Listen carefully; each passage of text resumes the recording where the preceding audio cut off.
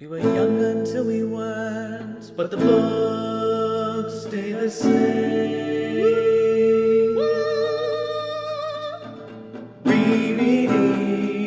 Rereading our favorite books.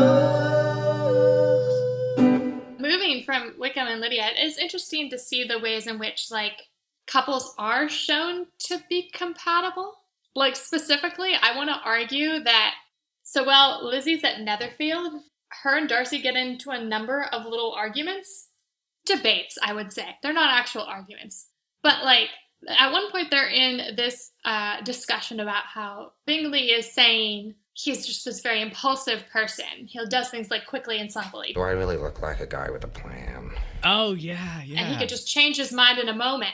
And then Lizzie and Darcy are debating about whether this is true, how much this is true, etc. And both of them keep getting more detailed. They're like, all right, so we have to decide, like, what are the circumstances? Who is asking Bingley, etc., etc. And they're both getting, like, really detailed about this. Yeah. And I think it's interesting because I think that one of the ways that Jane Austen shows their compatibility early on is that they do, like, argue and think the same way. It's really interesting because it's one of those things where, like, the narrator doesn't tell you this. You have to, like, be looking for it. But I think there's a number of ways that, like, yeah, Jane and Bingley are shown to be, like, very similar in their good nature and their outlook on other people. And Lizzie and Darcy are shown to, yeah, both be pretty judgmental, but also, like, their minds work the same way. They're assholes in the same way, yeah. I think that that's such an interesting, well, I think it's such a true thing to be thinking about how relationships work, because you need someone whose mind works the same way. And so I like that that's just kind of subtly shown.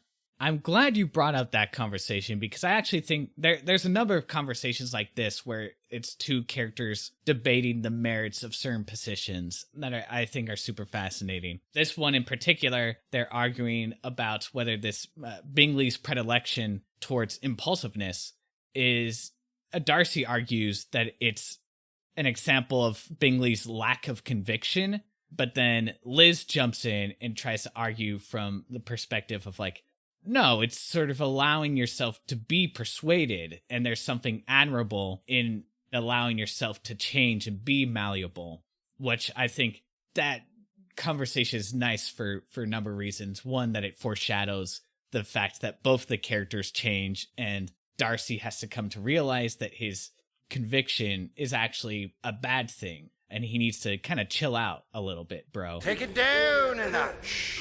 And it also places Liz in a position where she is able to recognize her own faults and be persuaded to change herself. But yeah, there's just a lot of, like, interesting conversations like that happen throughout the book of contrasting these very different positions, you know, especially between Jane and Liz when they're arguing. Jane is always arguing. You got to give the people a benefit of a doubt. Mm-hmm. And Liz is like, people are so freaking inconstant. I can't stand them. Which, girl, I feel you. And I love that. I love that. And there's never a case where it's clear one side wins. There are merits to both sides of these perspectives. And actually, Bingley is a perfect example where his lack of conviction allows him to be convinced by Darcy and others that Jane actually is not really into him, when it's so f***ing clear to anyone who has a heart that they're so perfect for each other and they're so in love with each other. And so that lack of conviction ends up being a bad thing. But it also, you know, his ability to be persuaded, it does allow him to come back and not allow pride to stop him from coming back to Jane and being like, hey, girl, I think we'd be good for each other. Let's run off to the bleachers and make out, you know?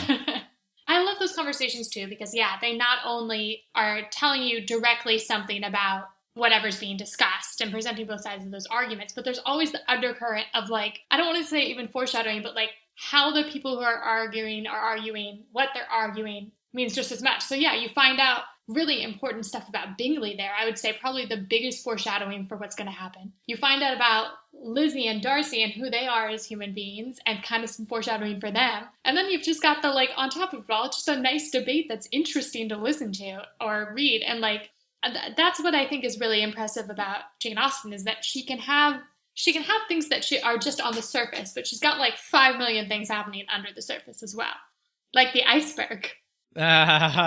Okay. I feel like we should preface this for our listeners. I'm referring to Hemingway's iceberg theory. Morgan and I disagree very much about Hemingway, but that's completely unrelated to this. So she's just being a sassy motherfucker over there. Yes, I mean, Jane Austen is so fucking good at showing the way just normal conversations tell you so much about the person who's conversing. You can tell that, like, whether it's Collins, who's just so long-winded, and you contrast that with, like, Darcy, he barely speaks at times. There are so many instances in this book where he'll be sitting with a character, and the character will ask him a question, like, "Oh, how's your aunt doing?" And he'll be like, "Good."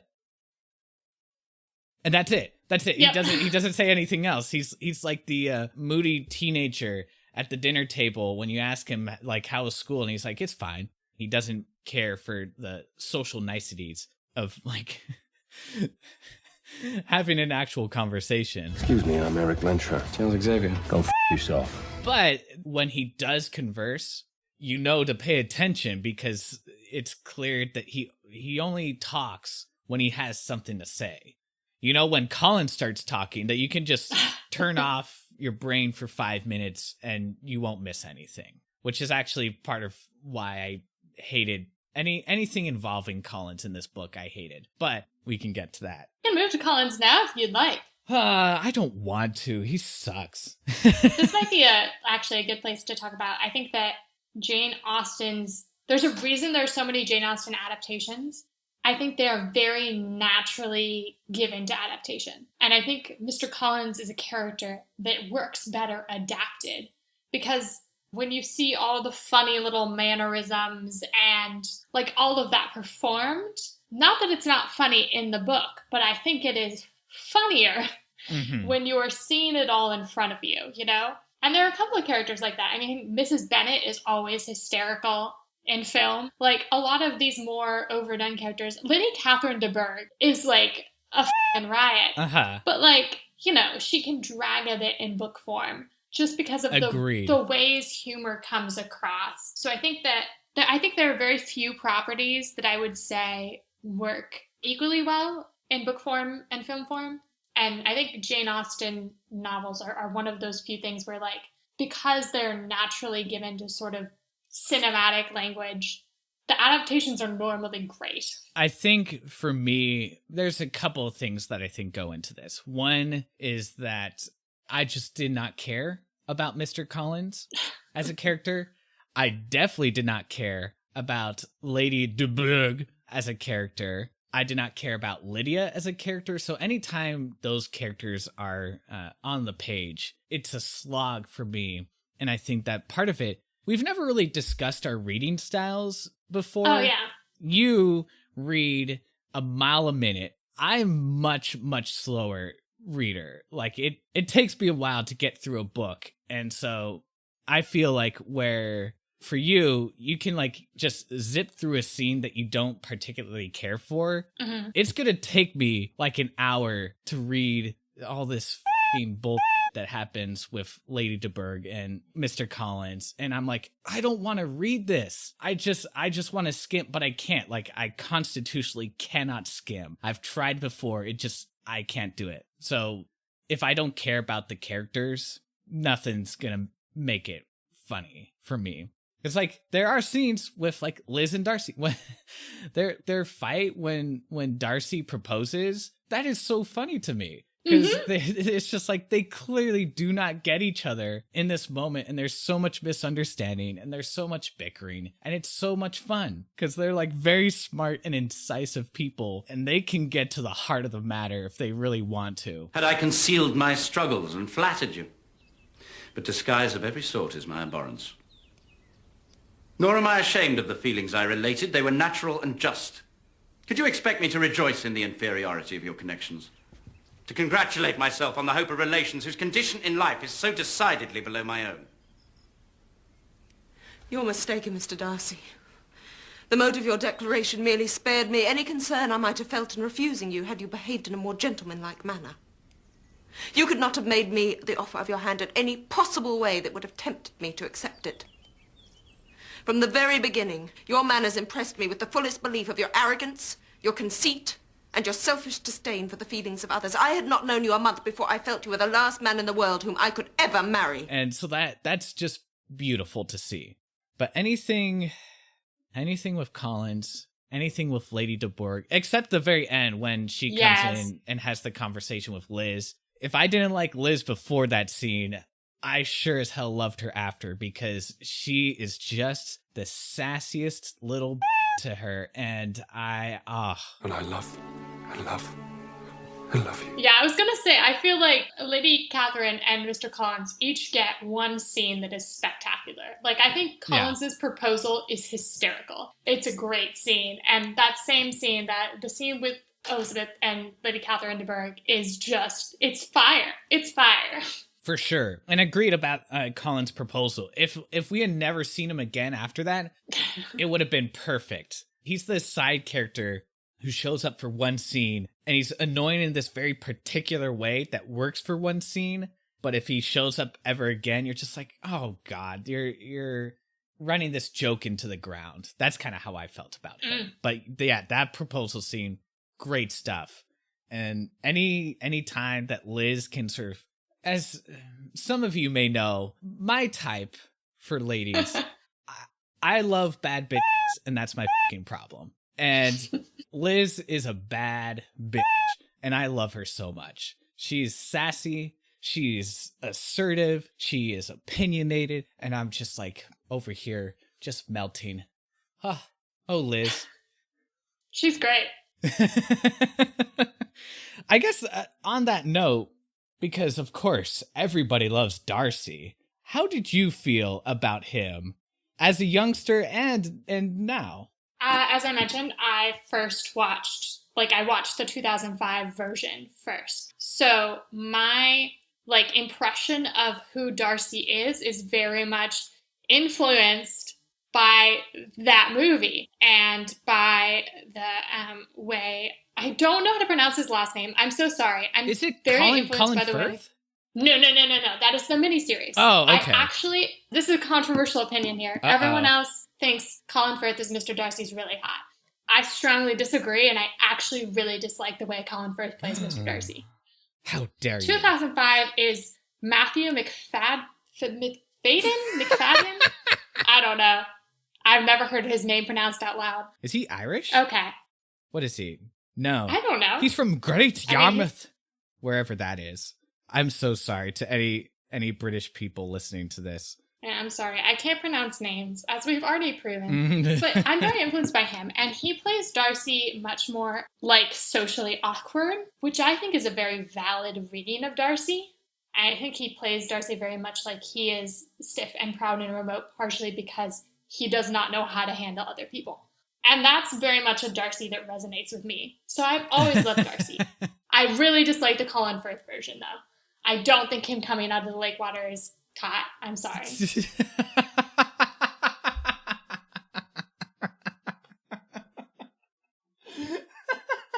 You don't understand. There's a whole generation that had their sexual awakening with Colin Firth coming out of the lake water with his white shirt dripping wet. Oh, of and course. I'm not part of that generation. It does nothing for me. I like Colin Firth as an actor, but I don't like him as Darcy, and I don't think he's hot. Yeah. But anyhow, my feeling on Darcy is very much influenced by that, and that's how I read him, and I've always enjoyed him. I haven't had a growth arc with Darcy. Okay. But I guess, do you find him hot in this book? Oh, yes. I think Darcy's super hot. Okay.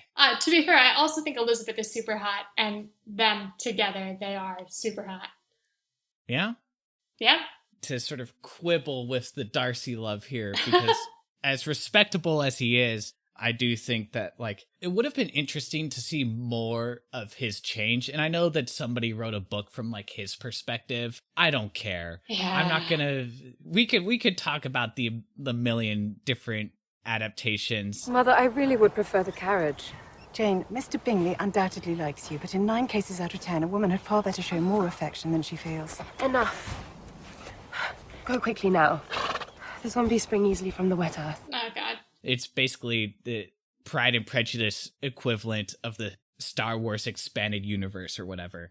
But it would have been interesting to see more of his perspective as he's going through these changes, because there's some lines where he admits that it took him a long time to get over his feelings of anger and to recognize the merit of what Liz was saying. It would have been nice because, frankly, Darcy is just an asshole. And again, I say this, I relate to Darcy. Darcy is just kind of an asshole throughout most of this book. And I think coming into this book, I'm just like, this isn't pleasant at all. Like, I wouldn't want to spend time with this person either.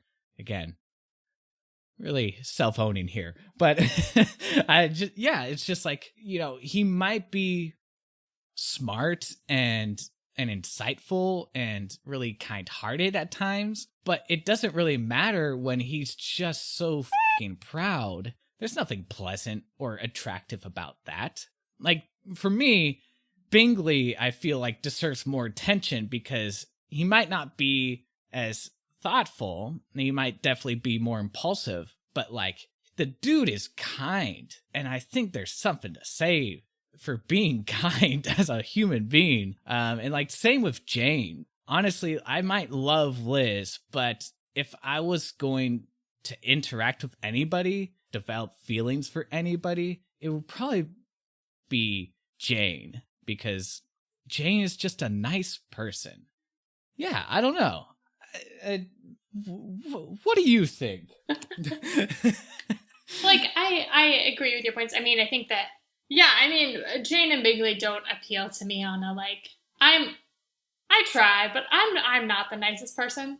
I'm kind of a judgmental person. Yeah, you didn't talk to me for 2 months. Oh my God. You know what? I want to put it out there, since, like, who cares that the people listening probably already know this, but, like, I was the new person in this workplace. I didn't know anyone. I was intimidated. I was young. Like, I don't know why I was the one expected to reach out. And you know what? When I was the person in your position and a new person came in my old position, do you know what I did? I was like, hey, do you want to go out for lunch and, like, talk? And you know what? We're friends.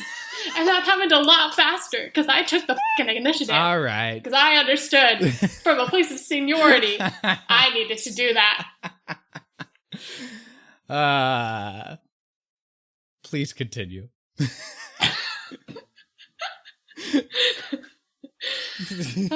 No comment. Like, obviously, yeah, Jane and Bingley are great people. Right. So great for each other. I think they're a delightful duo to be contrasted with Lizzie and Darcy. I think that one of the first indications you get that Darcy's not as is the fact that, like, he genuinely loves Bingley. Bingley's his best friend. He has come all this way to be with people that he doesn't know and doesn't like, to be with Bingley. And I think that, like, that's a pretty big marker of, like, yeah, that doesn't make him not an asshole, but it does mean that, like, he really values kindness and really values Bingley as, like, a good person. But, like, I think that the reason why Bingley and Jane don't always get as much love is that, like,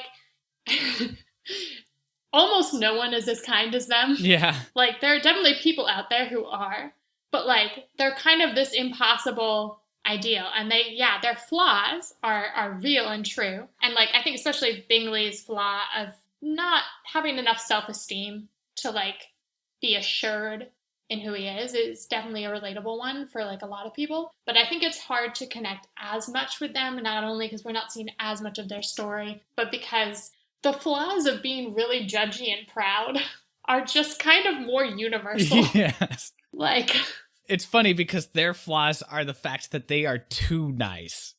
Right. They definitely should get more kudos than they do.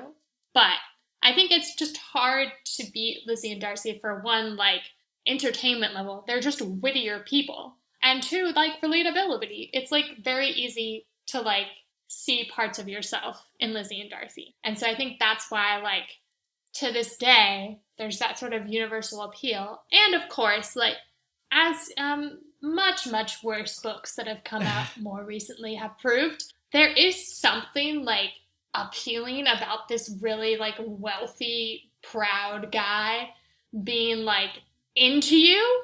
That's just a residual thing. I assume the reverse is true, but, like, we just don't get those stories as much. Like, I assume men would also really like it if a super rich, proud woman was suddenly like, you're the guy. Oh, yeah. I mean, if Keira Knightley were to call me up and be like, hey, Casey, I'm very attracted to you, I'd be like, oh, you don't say. We go for very pretty guys, you know, and Casey. he's a really manly, and it's just desperately romantic. So yeah, he is. He's completely irresistible. Something I find interesting is the contrast between our literary romantic tastes versus the people we actually tend to get involved with.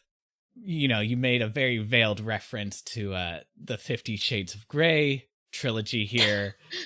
That is an example of something that, if you were to survey the actual readers of that book who enjoyed it, I imagine the people they would actually be interested in real life would not match up at all to what they read in this book.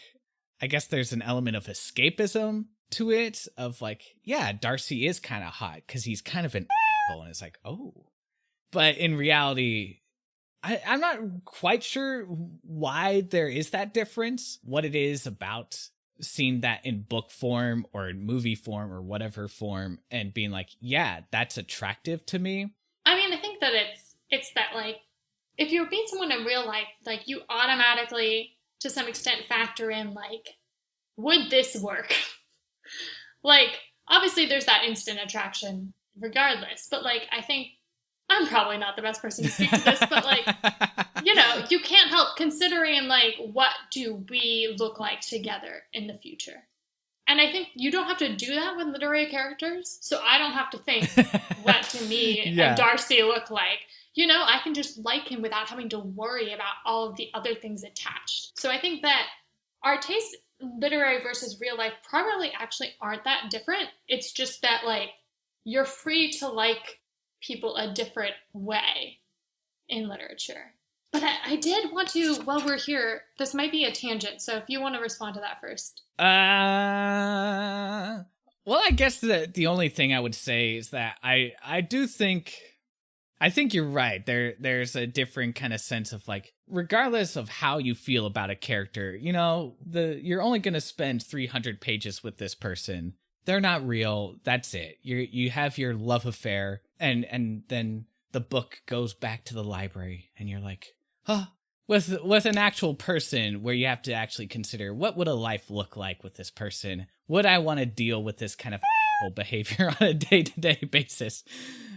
I think that does change the conversation. And not to say that, like, if one were to meet someone like Darcy, or if one were to meet someone like Liz, because I would say I've been lucky enough to have dated Liz's, and they were great. They were some of the most formational relationships for my life. But I also, like, see the value in my old age, Morgan, I've come to see the value of just general human kindness. Being nice is so refreshing. Not to say that there isn't merits to, like, being quote unquote bitchy.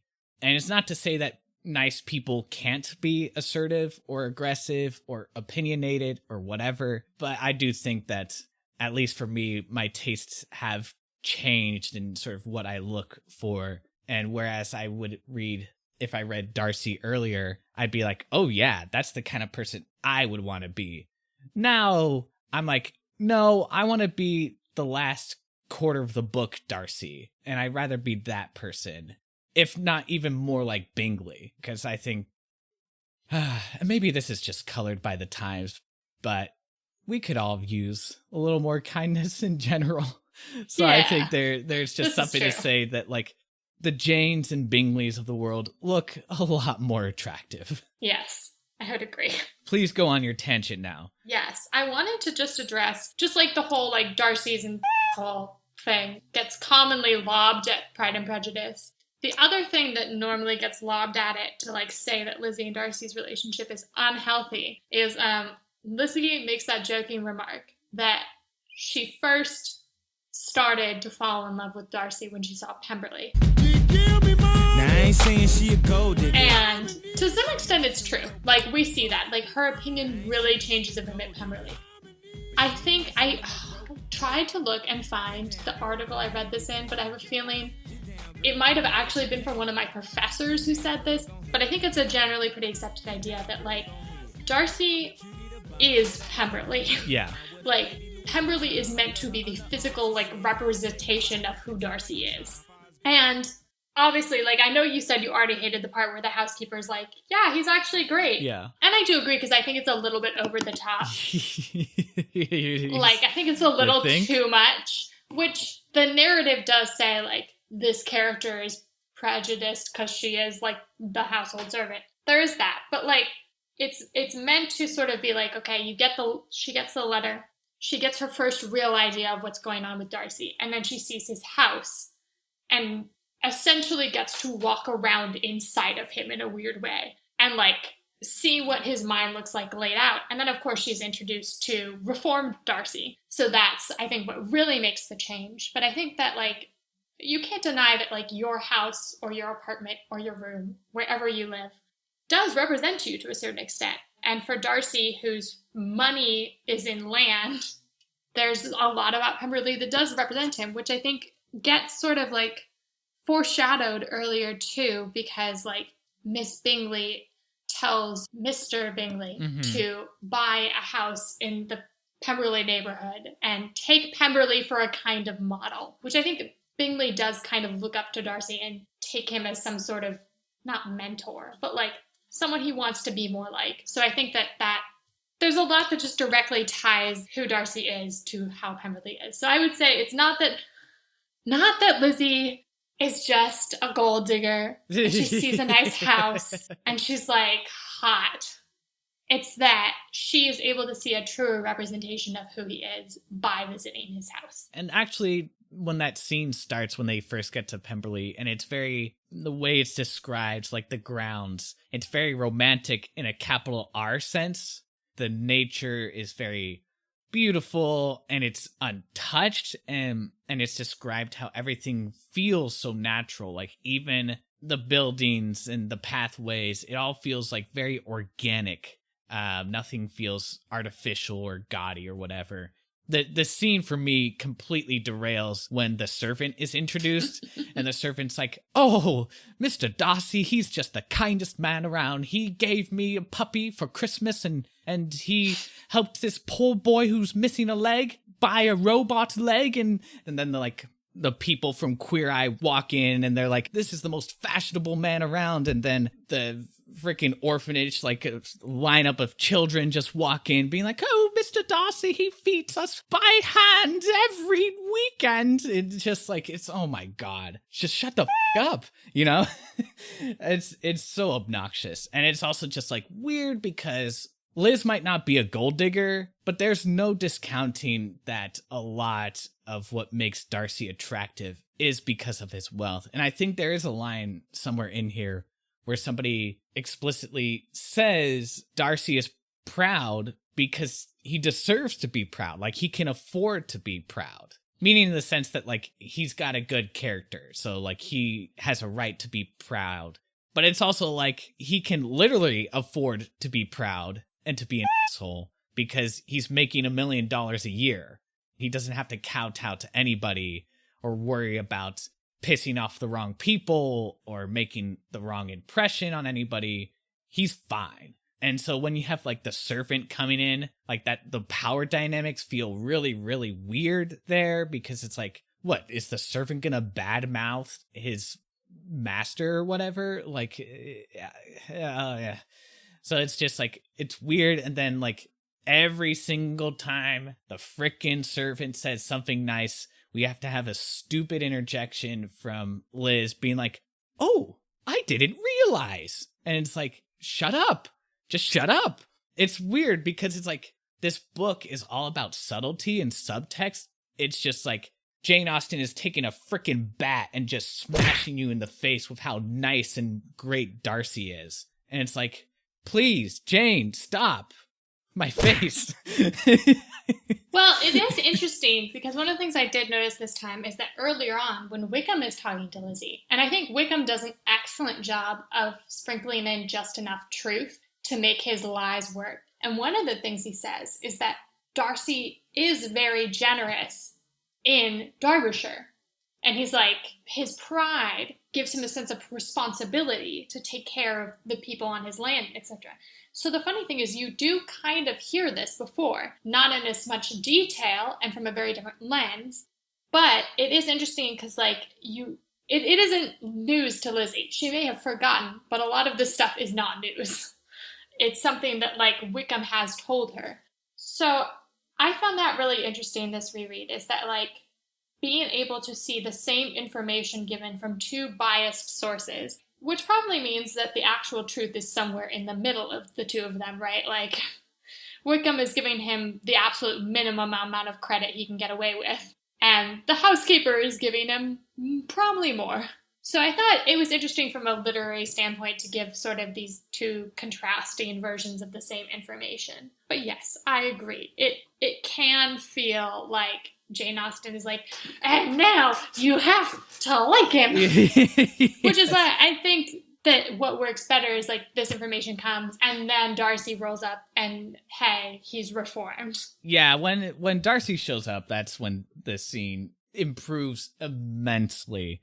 I guess for me, it just wasn't necessary, or at least it didn't need to be so excessive. Let the man's actions speak for themselves. We don't need to hear this servant go on and on and on and on and on.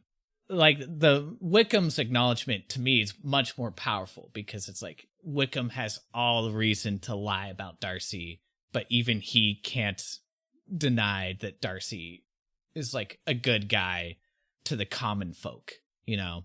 Oh, there's nothing more endearing than a rich person being charitable to poor people. Donate to the children's fund? Why?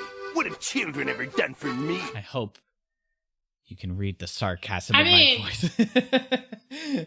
I just want to say, it is more sexy than them not being charitable to poor people. Yeah, but if I had to pick one of the two. Sure, but I'm not going to give rich people credit for giving pennies to poor people. Well, yeah, obviously, like, eat the rich and everything. Yeah. I'm just saying, if I had to pick between a rich person who's giving to the poor and a rich person who's not giving to the poor, I know which one I'm picking. If I had to pick between those two options, I would abstain and then burn both of their houses down. Rally the peasants. Let us reclaim this land for ourselves. There's no good reason for Darcy to own that much land himself.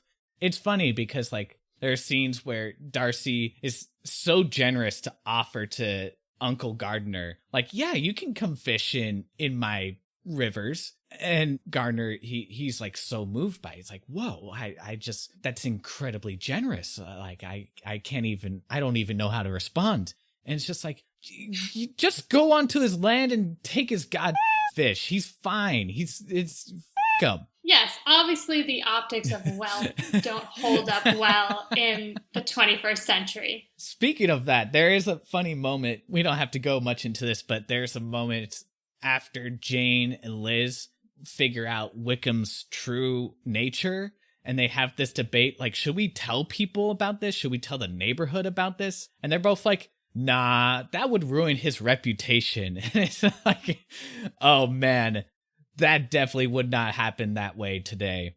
This dude would have been canceled years ago. Well, I think, if I remember correctly, it's Jane who's like, he may have reformed, and therefore we shouldn't say this because we should give him the benefit of the doubt that he's become a better person. I believe Lizzie's like, I wouldn't be able to, like, some of this stuff was told to me in confidence, and I can't give the full story, so no one would believe me. So I believe that's her reservation, which, like, that's fair. It's not her place to be telling the Darcy story. But yes, absolutely. In this day and age, Wickham would be insta-canceled. Yeah. Which, like, actually, I'll do a recommendations for adaptations, which obviously 2005 movie, watch it. But if you want a modern day adaptation, on YouTube, the Lizzie Bennet Diaries is a straight up just modern day adaptation of Pride and Prejudice, in which Lizzie Bennet is a video blogger blogging about her life. And it is 100 approximately 5 to 10 minute videos. I can't remember how long they all are. Some of them might be longer. Did you say 100? It's great. Well, they're not that long. And they do the entire story of Pride and Prejudice. That's still 500 minutes. And it's great. It is a really excellent adaptation of what Pride and Prejudice would be like in the modern day. So I strongly recommend it for anyone who wants more of a Pride and Prejudice fix. I know me and my sister are watching the 2005 movie later this week, and I'm probably doing a Lizzie Bennet Diaries rewatch. So hit me up on Twitter, Tumblr, Facebook. Oh, sure. With your thoughts. Indeed. And I suppose if we're recommending adaptations, you should also read The Pride and Prejudice and Zombies. Oh my God. I watched the movie for that with There's my a dad. movie? Yeah, they made a movie. Oh. It's deeply bad. It's deeply, deeply bad. Don't watch it. I read maybe 20 pages. Honestly, that might have been the dumbest fad in all of literature ever. The whole, take classic books and add a monster. Terrible. Don't read it. Please, for God's sake, don't read it. Just read Pride and Prejudice. Yeah, Pride and Prejudice is great. There's absolutely no reason to, add zombies to it. Yeah. It is already empowering for women. I think that, the idea was now, the Bennet sisters, they fight zombies, and that's empowering. And I'm like, you don't understand. Pride and Prejudice is fairly empowering on its own. Yeah. Obviously, it's still, from the Regency period. That's hundreds of years ago. So, feminism didn't exist, but... But if you compare even to I don't know, even just compare it to Chronicles of Narnia, which was written 60 some years ago. And it's just the female characters in Pride and Prejudice are so much stronger and more independent and more thoughtful and not just blanket stereotypes. Right. And Jane Austen writes sexism into her books and shows it being not necessarily debunked, but refuted by the characters. Honestly, if you want to learn how to treat women right, especially if you're going to ask them out, just read the Collins proposal. It's funny, it's stupid. Collins is the dumbest character ever, but it's really good insight to the women go through. Yeah, what they go through and what they have to do, the loops they have to jump through just to get somebody to believe them. Feminism, quote unquote, may not have existed back then, but this is very much a feminist book, and the way it's depicting what women have to deal with, it really takes on a lot of societal expectations and the stressors that women have to deal with and the bullshit that men give them. And the way women are turned against other women. I think Miss Bingley was a fascinating character for me on this reread.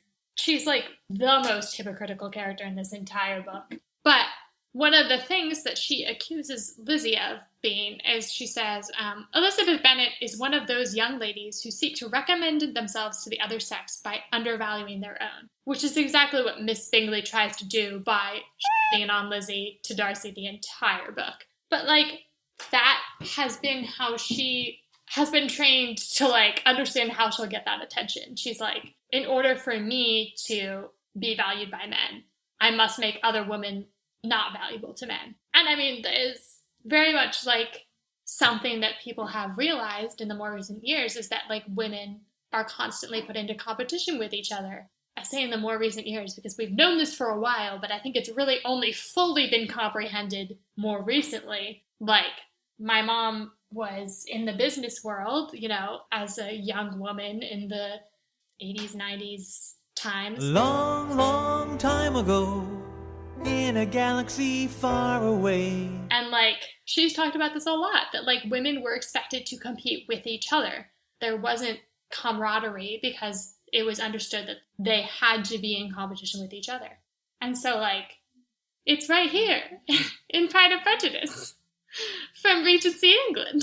Yeah, Miss Bingley is fascinating because it also completely backfires on her, where her method of tearing down other women to make herself look better, because she does the same thing with Jane, trying to get her brother to marry Miss Darcy, because she thinks that if they make that connection, it'll be easier for her to marry Mr. Darcy.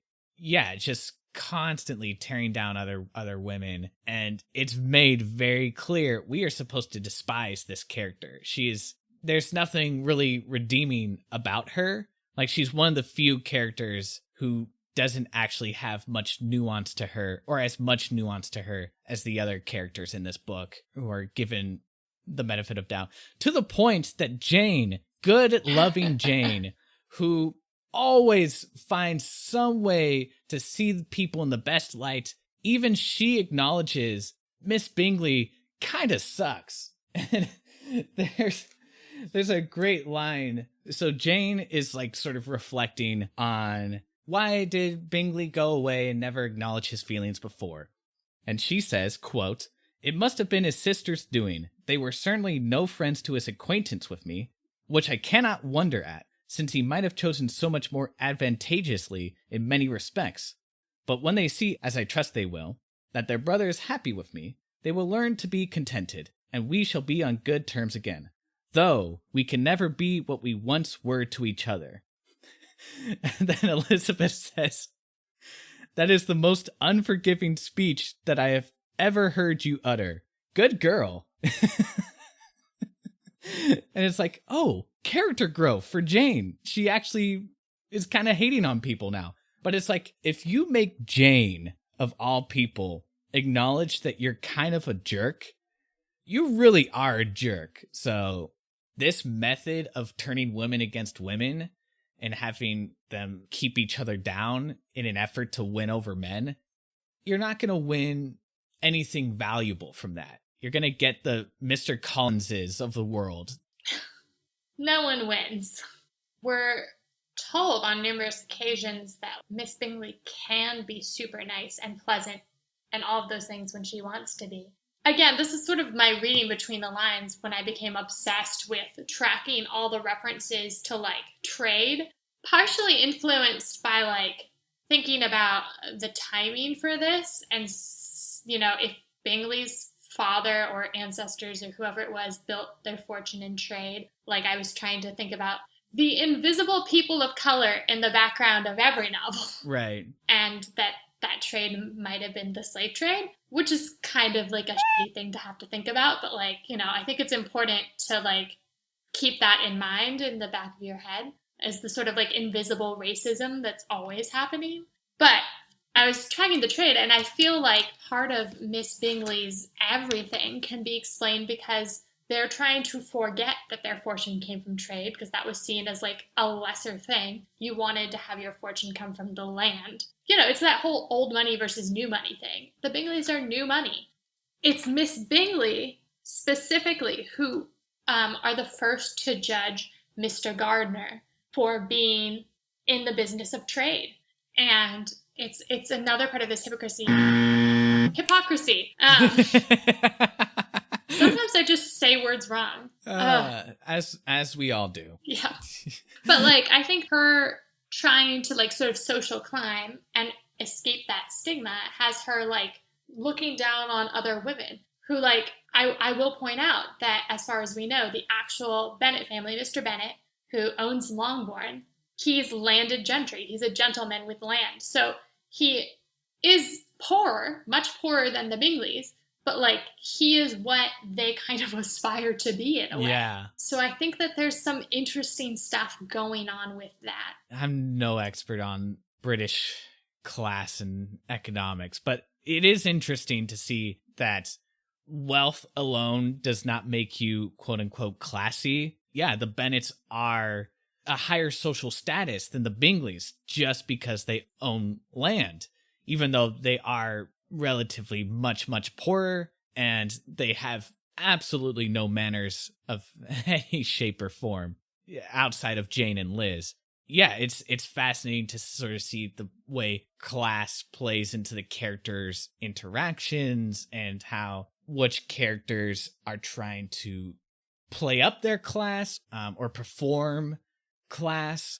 And then in other cases where people might be of a higher class or a higher stratification, but they're just so obnoxious. Like Lady Catherine is just so annoying as a human being, despite the fact that she is from a much higher class than almost anybody in this book. It's also overlooked that like the quote unquote poor who make appearances in this book, which is like the servants, it has that feeling of like very romanticized depictions of the poor. Oh yeah. They're so jolly good and they love their masters and they're just so grateful, so happy to be where they're at.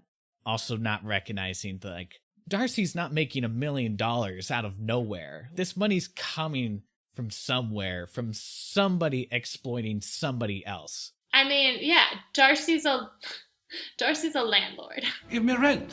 You'll get your rent when you fix this door. He owns half of Derbyshire. Like, people are renting their land from him.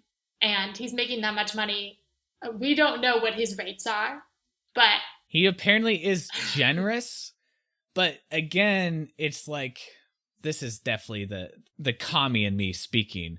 People shouldn't have to rely on the generosity of rich holes, you know? Mm-hmm. That's just not a good situation to be in. Because, like, what if... Here's some fan fiction for you. Let's say Liz is hanging out with Wickham post-marriage, and Timothy is just so freaking charming, and he successfully seduces Liz, and Darcy finds out, and he turns cruel. He increases rent by 500%, evicting people in the middle of a pandemic, all sorts of things like that. And he's just the worst, you know? Relying on the generosity of your dictators, be they political, financial, whatever the case might be, the power dynamic is gross, and that just really goes completely unacknowledged here, other than to say that, yeah, Darcy, he's a good guy, so it's not a big deal.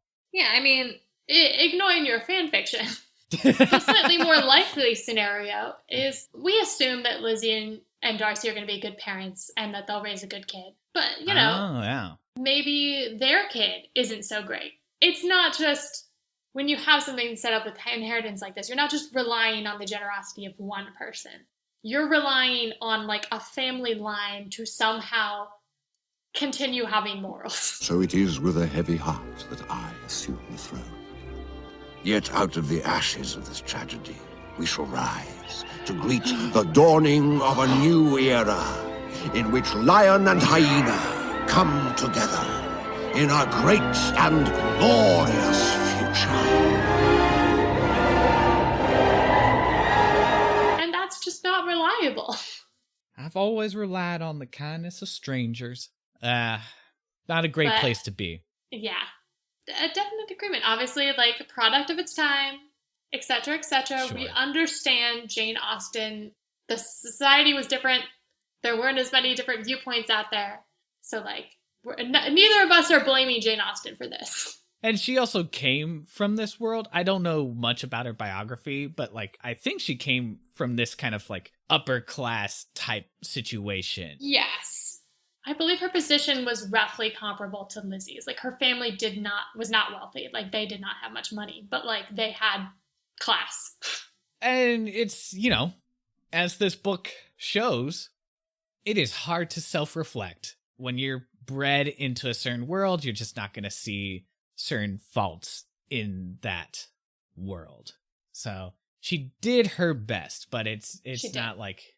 She's not pulling an Ayn Rand here and saying that actually this is the best way for things to be. It's more just like an observation that this was the way things are.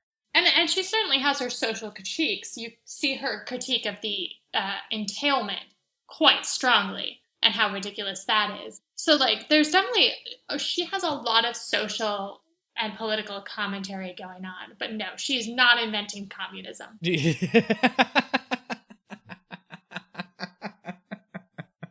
Which would be great. Somebody should write that adaptation. Pride and Prejudice and Communism. Oh, I'm sure someone has done something. Oh, like, I didn't even bother doing research beyond what I already knew about Pride and Prejudice because I was like, there are 5 million Pride and Prejudice essays, and I don't even know where to start. To piggyback on what you're saying, she does make the very important distinction, which I think gets forgotten even nowadays, that class does not equal goodness. Money, for sure, does not equal goodness. A person's character is much more nuanced than from what part of society they come from and how much money they have to their name. Or even how beautiful they might be. Indeed. You know, when Timothy listens to this episode, he's gonna be really hurt. Timothy, I'm sure you're a great person. I'm sorry for ragging on you. There's just something about your face that makes me think you're a Weasley guy. But that's probably that's okay. not your fault. 'Cause I like his face, so I'm about to say unfortunately, but he doesn't have a bad face. He's a very good-looking man. It's just there's something about. I mean, it's his probably vibe. like because you saw Lady Bird, right? Like, I think the character in Lady Bird that he plays is Weasley. I did see Lady Bird, but I don't really connect him because I didn't know who he was back then. I'd already seen Call Me by Your Name by the time I saw Lady Bird. The one thing I know him really well from is Little Women, which by that time he'd blown up kind of into this. All the pre-teens love him, you know. Oh my god, all the preteens. You don't understand. He's probably my number one celebrity crush. I know. Well, which is an embarrassing thing to say right now. You know, why did this happen to good people like me? Don't be mad at me for this. It's stupid. You can't be mad at me for something I have no control over. I just wanted it to be special. Why? You're gonna have so much unspecial sex in your life. I have many ways to make fun of you right now, but I'll abstain for your sake. Anyway, maybe we can tackle this before we sign off, but the whole Lydia plot line, I could have gotten rid of that because I just did not care about that whole thing. I did not care. I didn't care about her character. I didn't care about the whole search for her, how they're going to find her, blah, blah, blah, blah. It dragged and dragged, and I just did not care. What did you think? Oh, I thought that was like the preface to whatever you were saying. Well, I mean, I think that it's the big drama of the latter part of the book. It's like, okay, so like we've had the proposal, Liz rejected, but the letter has made her think better of Darcy, and now there's the whole Pemberley thing, and it looks like it's gonna happen. And then this is when Lizzie has to realize like that she has feelings and that she's lost Darcy. I think that's of narrative importance. And I think it's of also like narrative importance that Wickham is shown to be a bad dude. You're gonna have so much unspecial sex in your life. I think that one must do that in order for like the family to eventually accept Darcy. I mean, I think they would have eventually anyways, but that goes a long ways towards helping. I mean, I think what most bothers me during that part of the book is like Miss Bennet being ridiculous. And she's like in her bed and she's like, I have these tremblings all over me. And I'm like, I don't care. But I mean, like, I think that I like the narrative suspense of Lizzie being like, there is no way the Darcy situation will happen now. And actually turns out I like him. I think that the angst of that all is appealing to me. Yeah. I think that's my main issue with it because it's this whole plot point that's very dramatic and involves a family member, but it's really all about Liz. So that created this like weird feeling of distance from Lydia herself, where the concern never seemed to really be about Lydia. It always seemed to be, this is ruining our family's reputation. This is harming my chances with Darcy. And so I felt like it didn't give me an incentive to care about this character who, up to this point, I did not care at all about. She was just some silly girl who interrupted the narrative from the much more interesting parts of the narrative for me.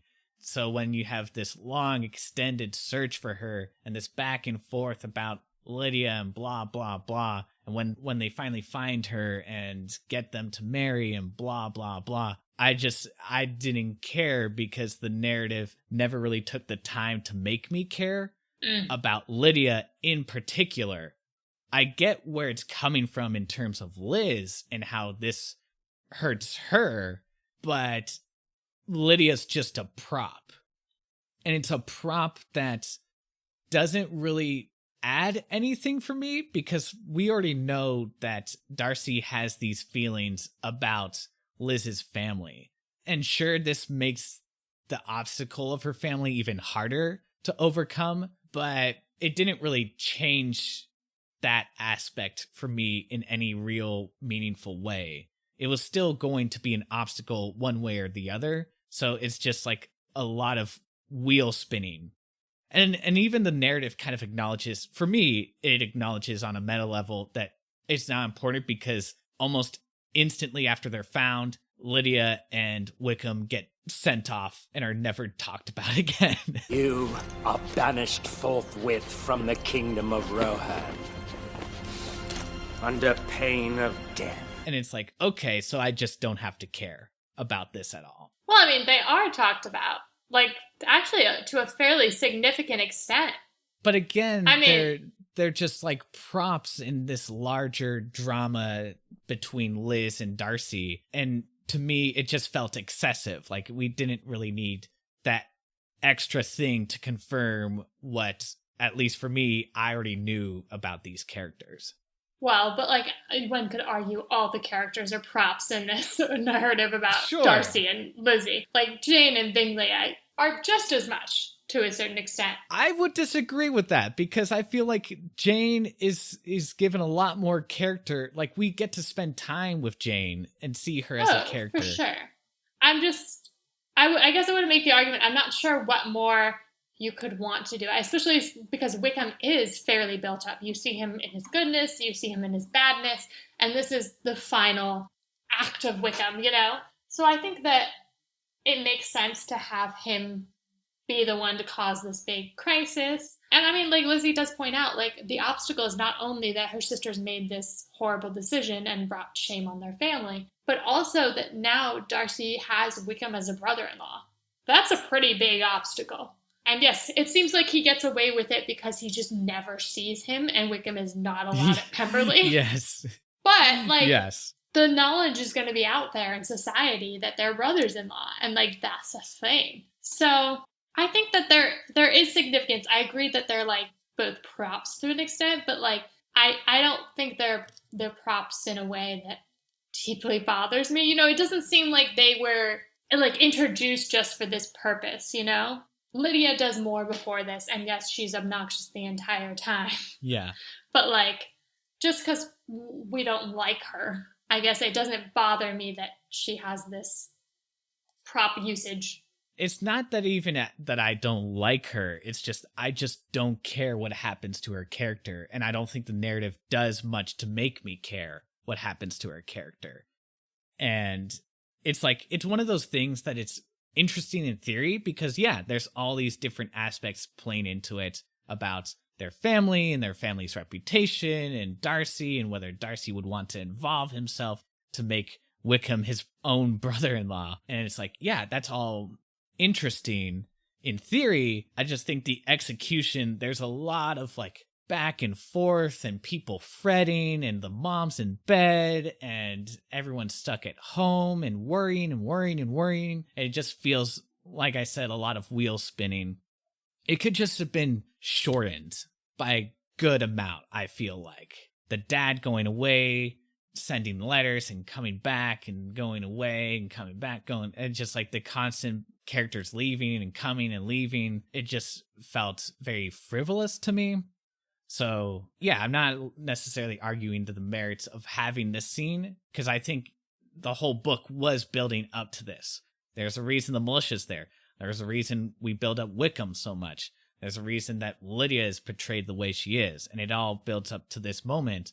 It's just that the execution really lingers on a little too long for my tastes. Yeah, I mean, highly recommend the 2005 movie, in which it is shorter. I mean, the entire thing is shorter because it's a movie. Yeah, I think that it is one of those things where you could have made that same point in like 5 minutes and not have had all the ballyhoo of people being like, oh, she's dead. Oh, she'd be better off dead. That's like, there's the letters from Collins being like, oh yeah, she would have been better off dead than having to deal with this hit to your reputation. And it's like, oh, Collins, f*** off. You're padding this book. Like, I don't need to see his perspective. I know what his perspective is going to be, and I just don't care. There are some people, though, that, like, they're, like, the funniest part of the book for them, so... Well, those people are wrong. No, I do agree. I think that some of the stuff where, like, they're getting into the details of how they, like, changed carriages, and maybe they're going to Greta Green, maybe they're going to Scotland, maybe they're going to London. I think some of those particulars, while they do add a sense of realism, are just not necessary, and maybe we could have done without some of that. And yeah, I think it could be a little tighter. But I think overall, like, I'm not bothered by it to a huge extent, other than, as I mentioned before, I find Mrs. Bennet during that section absolutely obnoxious. Yeah, I don't know. It's something I could have lived without.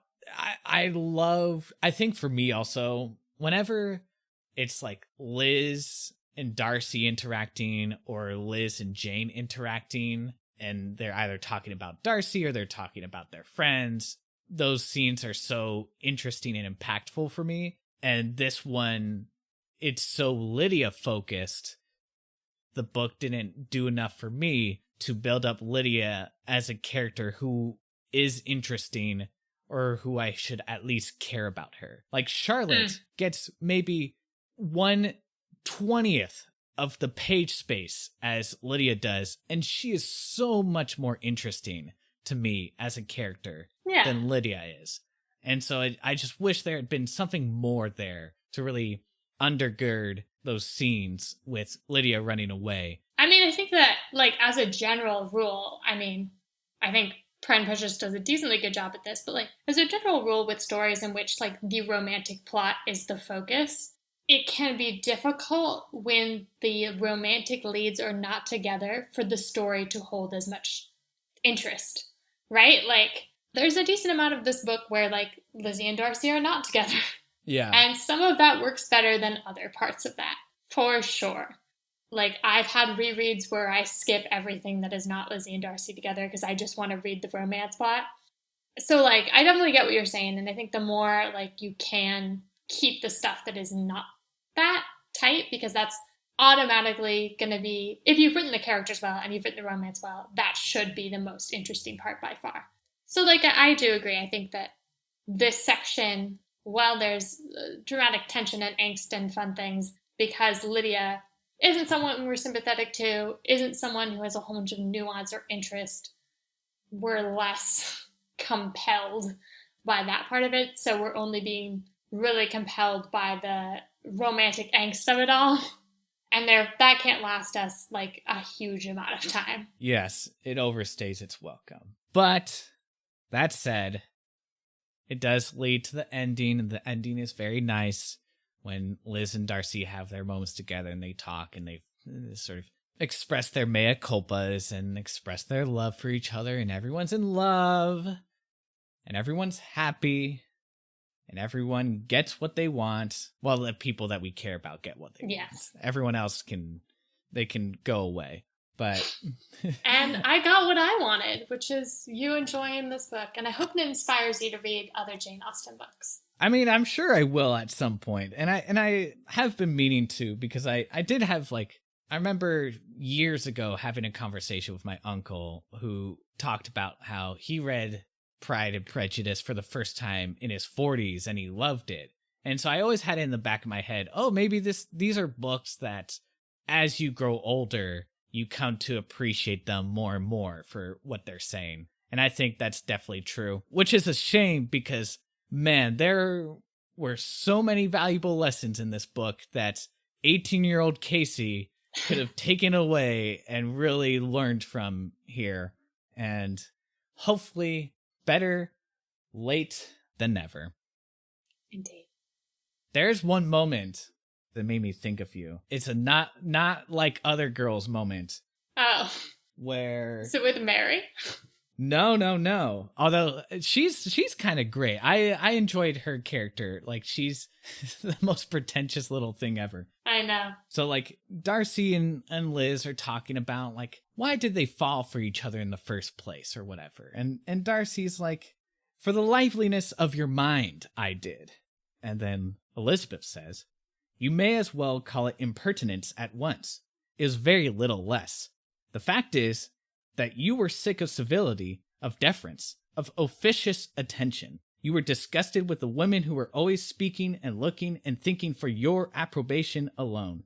I roused and interested you because I was so unlike them. I'm not like other girls. I play video games. I like looking up edgy memes. Liz, not like other girls. She watches football. What?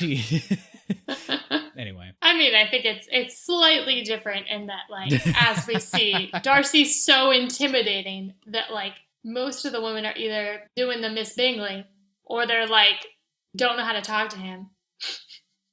Yes, but it did make me laugh because yes. I think you mentioned on the last episode or whatever, talking about the not like other girls phenomenon, yes, and how much you hated it. And I'm like, haha, Liz is not like other girls. That's funny.